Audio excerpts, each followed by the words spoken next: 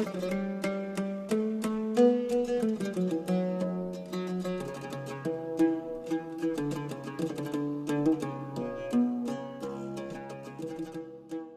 alaikum. So, my name is Mohammed. You're probably wondering why I'm here talking about public policy, considering that I did genetics. Until recently, I wasn't actually very strongly involved in public policy. But I got involved with an organization called Polygeia, which is only an organization at 3 years old.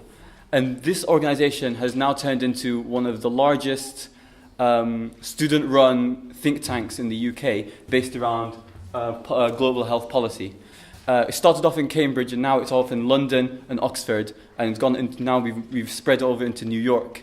And the point of this organization is to encourage students from across these universities and cities to do meaningful public health and global health research, and take that research and put it in meaningful outputs. For instance, presenting it to Parliament, presenting it into organizations, NGOs, charities. And these are some really good success stories that we've had, even though we're such a young organization. So we found that over the 3 years, so what I'm going to be talking about is the ways that you can increase youth involvement in public health, but also the need for diversification amongst the youth, in that you should spread out from the original subject that you've been doing. So you're probably wondering why are students important? So throughout the whole day, we've been talking about the importance of the youth involvement in public health and global health. The reason is, the reason we see it as well, and how we market ourselves in Polygeia, is there are 4 main things that we can provide as students and as the youth. Number one, we have a lot more time on our hands. Although we are doing our degrees, we have our weekends, we have time, and often students are very keen to get things in their CV, so they're willing to sacrifice time for these things. Another thing is academia. So we have students from a variety of different backgrounds. It's not just medics. You have people that are economists, geographers. And the good thing about university in general is that university is like a hub where all these ideas and free thinking comes together. And you don't get that free thinking once you leave university. As soon as you leave university, you become specialized in a specific subject, and you never diversify from that subject. But the importance of getting it early in university is that you've not yet specialized. You have all this lateral thinking, this broad thinking, and you need to keep hold of that.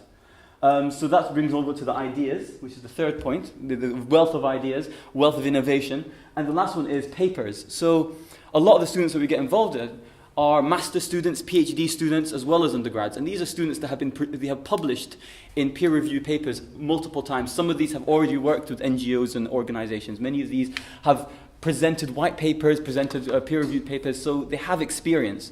And we provide that experience. And we shouldn't overlook students as being, naive, unexperienced people. In many cases, yes, we are, and we need a lot more growth. But there is a substance there that we can build upon. So we found there were 4 things that you need to get students involved with global health policy. The first one is organization. So organization, 2 sides. The first is having an organization, such as the organization that organized this lovely conference. It's an outlook. It's sort of a mechanism, a platform which students can effectively research and output and feel that they're part of something, they're part of an organization. And that's why you need an organization to be encouraging students to get involved. Another thing was branding. So, for instance, this is the organization that we have been running. Another thing is branding. Now, branding is often overlooked. Why is branding important? Branding makes your organization seem professional. And being professional is good for 2 things. Number one, it's good because it encourages students to join. Students aren't going to join an organization or any sort of think tank or anything unless they feel that their efforts will be good for their CV, if you're going to be cynical about it, but also good in terms of they feel like their work is useful, their work will be put out there and be meaningful in the real world. There's no point researching things that will just go into your pockets or onto a piece of paper. You want it to be meaningful and useful for something. It's also useful for getting commissioners. So a lot of the commissioners, external commissioners and MPs that we get to give us papers, they come to us because they see that we're a professional organization. We are very organized and we can get things done. And half of that is done through branding. Next one is support. So these are just some of the organizations that have supported us over the years. Couldn't be all of them, because too many. The whole point of support is, number one, they give you projects. How is a student supposed to know what's important to learn? What's important to research? How are we going to know what's needed to know in the real world? It's through these organizations. These organizations, they come to students, they tell us, this is a problem that we have in the real world. Fix it. Come up with a solution for it. Otherwise, we wouldn't know where to work. And also, these support organizations are very good because they provide us free training, they're free sessions, they provide us office space. And that's why you need these organizations. Otherwise, you're just flying blind and you've got no support in your backing. And lastly is variety and fun. Now, this is probably the most important one. Students will only do stuff if they get enjoyment out of it. If they don't get enjoyment out of it, they're not going to do it. So you need to get socials. You need to, when you have a training event, you go out for dinner, you go out for lunch, you encourage them to be part of a community. If you're not part of a community, if you don't feel part of something that they enjoy, they're just going to leave it after a year. So to retain students, you need variety and enjoyment. And these pictures, you're probably wondering at the bottom, these were just the placeholders for the themes that we had in our conference last year. And the importance of this is that we showed there's a variety of different themes that we're doing because students are interested in different things. Some students are interested in female health, some interested in tropical health. And so you need to provide them the variety and the options that they can choose from. Right, so the point of this next slide is to show that students are keen. They are actually keen to get involved with global health. And also that meaningful work can be done. So these are just some of the things that we've done over the last, actually this is all this stuff is from the last 2 years, not even the last 3 years. So for instance, this was the paper that we presented in the House of Lords. This is the one for Action Against Hunger, which is a charity. This is one for the Global Health Exchange, which is a think tank that's owned by the NHS, works with the NHS. And then these are just some of the pictures from the conference that we were doing last November. And you can see that a lot of students, these are only part of the students that came, you can see that students are keen to get involved. And this is a message to whoever's watching and who wants to get involved with students. The students are there, they want to get involved. What they want is they want people to guide them and take them along the journey. So the next point is the point of diversification. Now I mentioned before that it's very important that you get students early on before they become specialized in their field. Because although it's very good to be specialized, you also need to have lateral thinking. So you need to at least expose the students to other modes of thinking so that they can appreciate it when they do research in the future. And we do this partly through training, but also it's the fact that at university you've got so many people from different subjects. When you come to a project, you recruit people from many different subjects and they all sort of contribute to this multifaceted thing that is public health. Public health is not just a medical thing, it's not just a social thing, it's not just an anthropological thing, it's all these things put together, and you need people from different sides to be able to come together and show the different the different aspects of a single topic. So, medics, I'm very critical of medics. I'm a medic, but I'm very critical of medics in that we are very narrow-minded. We believe there's only one way to do things, and we often ignore the other side, the social side, the anthropological side, and the cultural side, the religious side. That's something that you need to do with various perspectives. Decentralization and competition is also another important thing. For instance, competition, a lot of policy is not dictated by medics. It's not dictated by academics. Policy nowadays is dictated by organizations and companies and corporations. These corporations, such as the food, drink, alcohol, tobacco industries, these are powerful organizations, powerful industries. And the reason that they can push policy is because they have this huge wealth behind them, this huge expertise behind them, that they can influence politicians to introduce policy that benefits them.